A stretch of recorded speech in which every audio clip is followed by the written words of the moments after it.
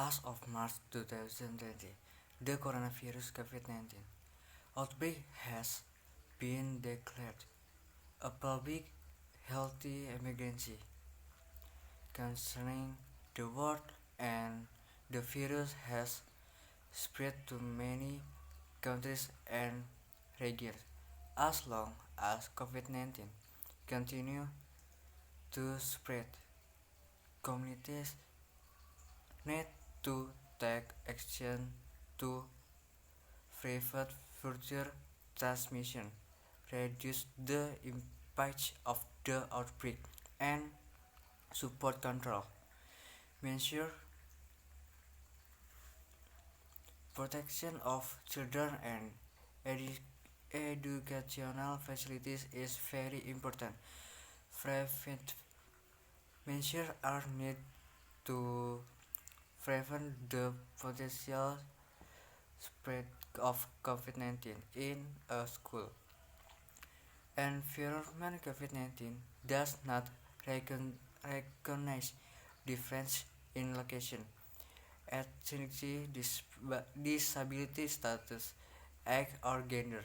The educational environment must remain open, respectful, inclusive, and supportive of all parties. Measures taken by school can prevent the entry and spread of COVID-19 from students and staff who might have been exposed to the coronavirus, while minimizing distraction and protecting students and staff from discrimination. The, the purpose of this information is to provide clear guidance regarding the prevention, early detection, and control of COVID-19 in school and other educational facilities, about prevention and control at home, school, and the surrounding environment, maintaining a safe school op- operation, or reopening school after closure requires a lot of consideration, but, eh, but if done well, it can improve public health. For senior high school or SMA atau SMK and junior high school atau SMP, health protocol in school are rules to prevent the spread of the COVID-19 disease